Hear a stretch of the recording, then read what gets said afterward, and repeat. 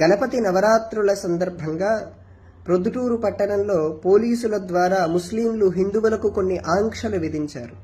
అవేంటంటే, వాళ్ళు నమాజు చేసుకునే సమయంలో గణపతి మండపాల దగ్గర సౌండ్ తగ్గించి పెట్టుకోవాలి లేదా పాటలు ఆపివేయాలి.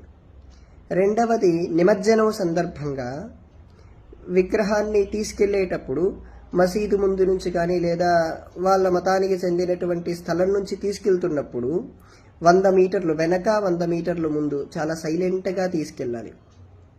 అసలు విగ్రహం వెళ్తుందో లేదో అన్నంత సైలెంట్గా తీసుకెళ్ళాలి. ఇది అక్కడ ఉండేటువంటి పోలీసు వారు ఆ నిబంధనల్ని యాక్సెప్ట్ చేసి చాలా కఠినంగా పాటించాలి అని చెబుతూ ఉన్నారు ఆవిడ.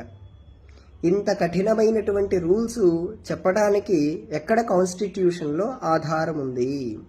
ఇదొక సెక్యులర్ కంట్రీ అని చెబుతున్నప్పుడు సెక్యులర్ రూల్స్ ఖచ్చితంగా వాళ్ళు పాటించాలి.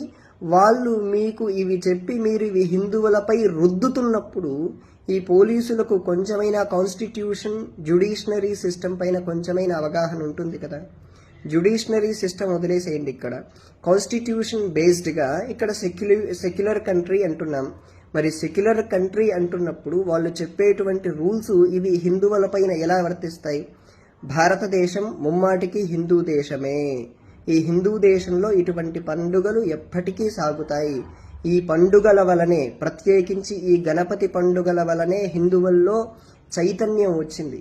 ఆ చైతన్యం వల్లనే హిందువులు మేల్కొని ఈ భారత స్వాతంత్రం తీసుకొని రావడానికి చాలా ప్రయత్నం చేశారు. కావున ఈ వినాయక చవితి ఉత్సవాలనేది ముమ్మాటికి చాలా అంగరంగ వైభవంగానే సాగుతాయి. హిందువులకు ఒక విజ్ఞప్తి, అక్కడ గణపతి మండపాల దగ్గర సినిమా సంబంధితమైనటువంటి పాటలు ఏ రోజు పెట్టకండి. అవి హిందూ చైతన్యానికి ప్రమాదానికి దారి తీస్తాయి. మీరు పెట్టవలసింది కేవలం భక్తిపూర్వకమైన పాటలే. గణపతి నవరాత్రుల సందర్భంగా ప్రొద్దుటూరు పట్టణంలో పోలీసుల ద్వారా ముస్లింలు హిందువులకు కొన్ని ఆంక్షలు విధించారు.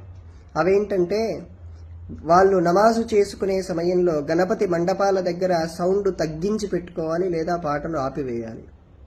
రెండవది, నిమజ్జనం సందర్భంగా విగ్రహాన్ని తీసుకెళ్లేటప్పుడు మసీదు ముందు నుంచి కానీ లేదా వాళ్ళ మతానికి చెందినటువంటి స్థలం నుంచి తీసుకెళ్తున్నప్పుడు 100 మీటర్లు వెనక 100 మీటర్లు ముందు చాలా సైలెంట్గా తీసుకెళ్ళాలి. అసలు విగ్రహం వెళ్తుందో లేదో అన్నంత సైలెంట్గా తీసుకెళ్ళాలి.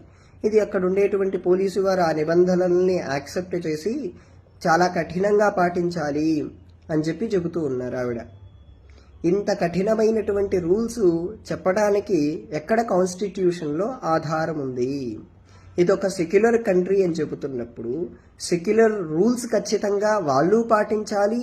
వాళ్ళు మీకు ఇవి చెప్పి మీరు ఇవి హిందువులపై రుద్దుతున్నప్పుడు ఈ పోలీసులకు కొంచెమైనా కాన్స్టిట్యూషన్ జ్యుడిషనరీ సిస్టమ్ పైన కొంచెమైనా అవగాహన ఉంటుంది కదా. జ్యుడిషనరీ సిస్టమ్ వదిలేసేయండి, ఇక్కడ కాన్స్టిట్యూషన్ బేస్డ్గా ఇక్కడ సెక్యులర్ కంట్రీ అంటున్నాం. మరి సెక్యులర్ కంట్రీ అంటున్నప్పుడు వాళ్ళు చెప్పేటువంటి రూల్స్ ఇవి హిందువులపైన ఎలా వర్తిస్తాయి?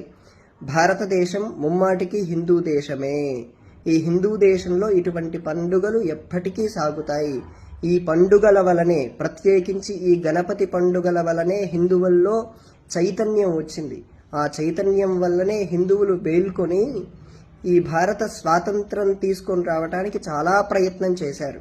కావున ఈ వినాయక చవితి ఉత్సవాలనేది ముమ్మాటికి చాలా అంగరంగ వైభవంగానే సాగుతాయి. హిందువులకు ఒక విజ్ఞప్తి, అక్కడ గణపతి మండపాల దగ్గర సినిమా సంబంధితమైనటువంటి పాటలు ఏ రోజు పెట్టకండి. అవి హిందూ చైతన్యానికి ప్రమాదానికి దారి తీస్తాయి. మీరు పెట్టవలసింది కేవలం భక్తిపూర్వకమైన పాటలే.